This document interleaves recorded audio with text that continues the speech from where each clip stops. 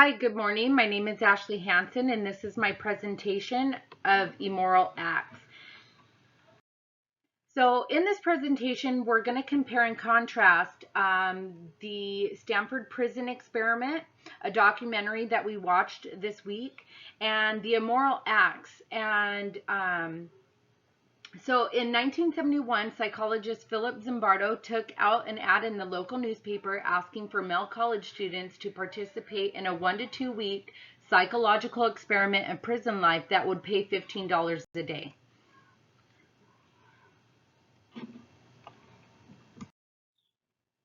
So participants were chosen at random on whether they were going to either play the role of the prison guard or as a prisoner. I think it's really important to also take a look at the events that happened leading up to their imprisonment at the Stanford jail. So the doctor actually, prior to enlisting people for the experiment, he actually met with actual convicts, men who had been imprisoned in the California state prison system, to find out their experiences, to understand how they were treated by the COs within the prisons.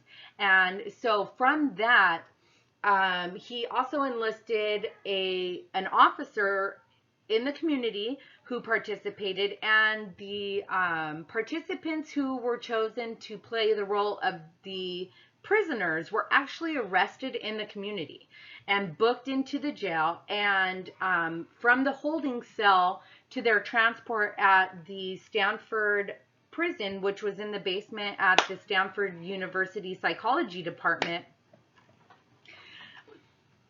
they actually start to really develop this intense feeling of really being prisoners. You know, they didn't just show up to the Stanford University basement and say, hey, I'm here to check in as the prisoner. No, they were actually arrested in the community, blindfolded and taken in, where they were stripped and they were given gowns, and they were treated with cruelty and humility. And I think this also set the precedence for the men who played the role of the guards, because from the first second in, they were stripping and humiliating the prisoners. And so from there, it also set the precedence for one man in particular who was later nicknamed John Wayne. He was an 18-year-old male who actually embraced and took on this role, and in the other documentaries that I watched actually said that he had decided to do an experiment of his own, and that was by embracing this cruel and sadistic way of treating the prisoners. And also later on, after there were two men who actually left the experiment because of the treatment and because of the mental anguish that they were taking on during the experiment, they were released. And so the third participant who came in, he was kind of like a standby on call. So when the doctor called him and said, you know, are you still willing to participate? He came in and his number was 416. And so after the experiment ended, he actually confronted the 18-year-old prison guard who had the nickname of John Wayne, and he said to him, this is who you really are. You were not role playing. Like, you could not be that cruel and sadistic and not have it be a part of who you are. And so that was very insightful for me, because even if we are acting out of character or just playing a role for whatever reason, other people who endure what you are giving them are going to see and claim you and say, this is who you are. So this is how we're going to get into the discussion of how good people turn evil. So in comparing and contrasting the experiment of the Stanford prison, I also chose a biblical comparison, which is the Exodus from Egypt. So the reason I chose this is because in the Exodus, right? The Israelites, who are seen and claimed to be God's people, are enslaved by the Egyptian Pharaoh. So the Egyptian Pharaoh chose to enslave all of the Israelites because they were multiplying. And so he feared that one day the Israelites would join forces with other enemies of Egypt and that they would all turn on the Pharaoh and overthrow him. So as a result of that, he enslaved them. They were actually enslaved, I believe, for like 430 years.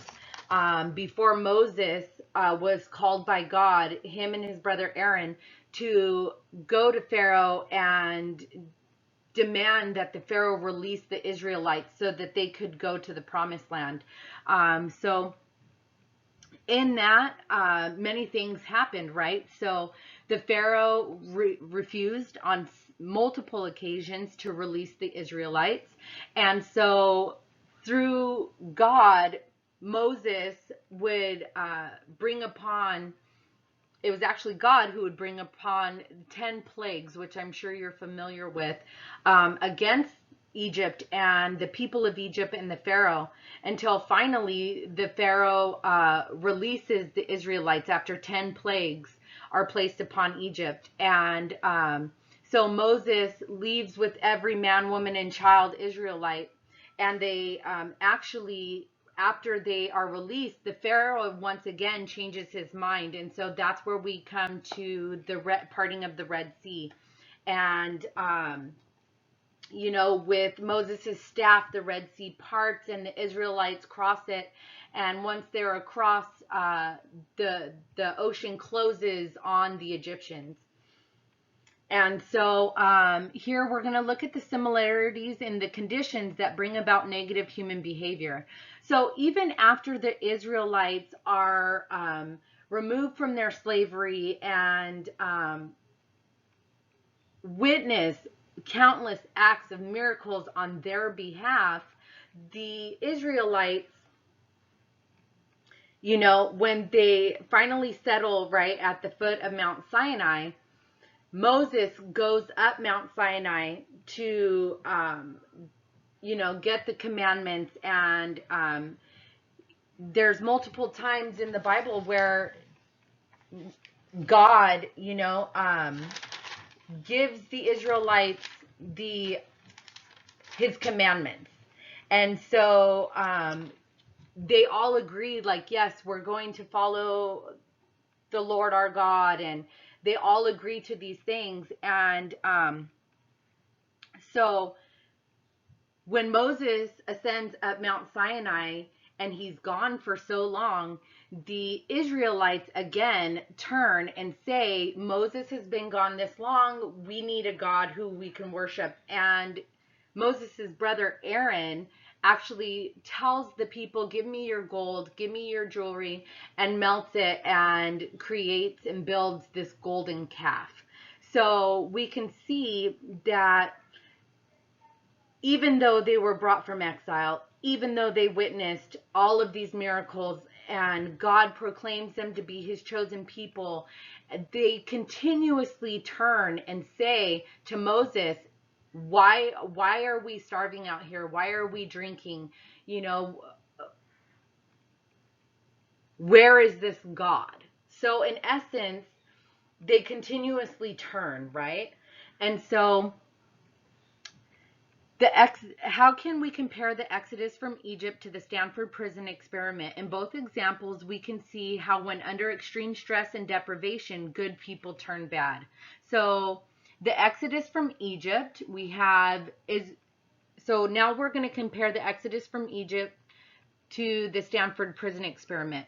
Israelite slaves in Egypt, male students imprisoned. Pharaoh refuses to release Israelites. Prisoner 8612 requests to leave, returns to cell. Israelites witness many miracles. Prisoners witness the release of 8612. Israelites question God as they are hungry and thirsty, claim God has only brought them from Egypt to die. Prisoner 416 goes on hunger strike because of maleficence of the guards. Aaron builds golden calf. Experiment shut down after 6 days. So what are the consequences of immoral acts and how they were dealt with? So with the Israelites, right, their immoral act was idolatry. So the consequences of idolatry for the Israelites was the Israelites are defiled, indulged in pagan revelry, engaged in sin, fallen from God's mercy, loss of grace, death by the Levites, 40 years of wandering, only second generation of Israelites allowed to enter the promised land of Canaan. So in the prison experiment, we have maleficence, right? So that's where they're causing harm. So the consequences of the maleficence in the Stanford prison experiment would be the personal suffering of the inmates, a sense of domination by the guards, loss of autonomy, loss of beneficence, loss of fidelity, loss of self, loss of integrity. Dr. Philip Zimbardo lost sight of his personal integrity as he integrated himself as the overseer of the prison. Prison guard John Wayne is seen and said to really be the mean and sadistic person in reality. So as you can see, that is why in psychology, in social work, it is so extremely important to understand ethics and to utilize non-maleficence, autonomy, freedom, justice, fidelity, and so on. So what can be learned about human behavior? So in this slide, I've chosen to show God's will, human nature, and self-will. So when we act in God's will, right, we are loving, made in his image. We are the benefactors of the covenant. We have grace, spiritual principles. We have humility, integrity. We follow the commandments, and we have righteousness. Human nature is fallen, but it's also forgiven, right? We see that in Genesis, in creation, right? When we fall from his grace, but our God continues to forgive us of our sins and made the ultimate sacrifice in Jesus dying on the cross for our sins.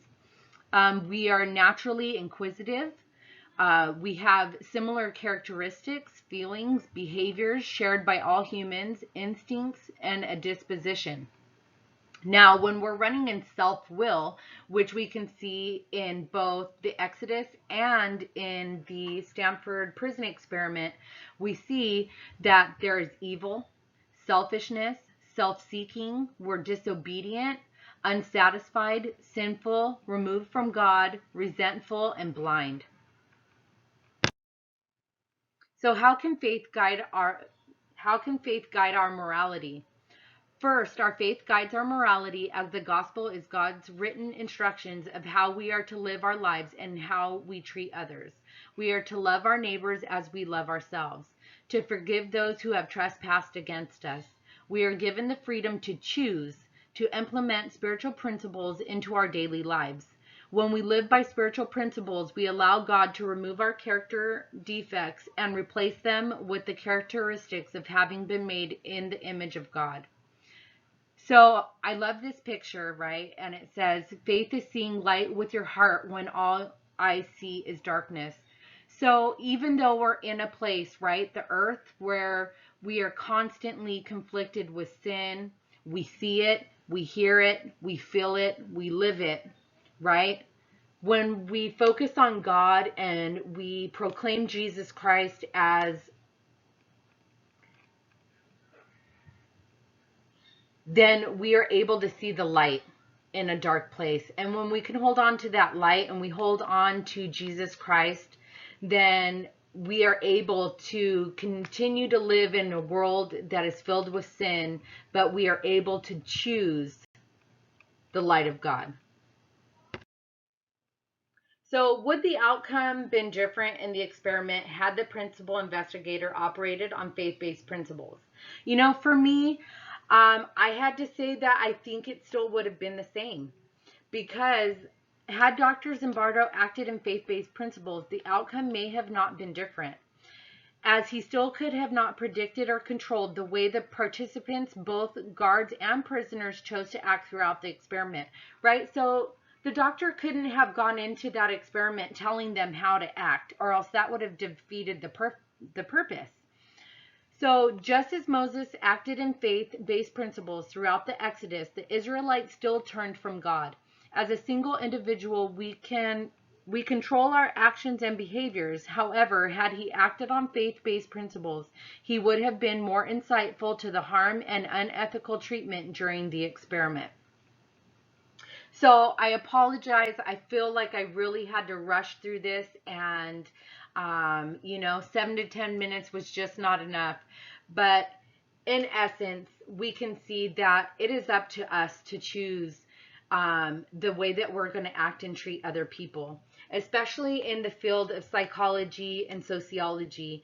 We have to truly embrace spiritual principles, no matter whether we're working with somebody who is a believer or a non-believer. These principles instill in us the ability to forgive and guide and love those around us, regardless of where they're coming from. We're also taught to follow the ethics and the principles of psychology, the virtues of ethics, and to implement them into everything that we do when we are working with others in our community. So with that, have a great and blessed weekend, and I thank you for listening to this presentation.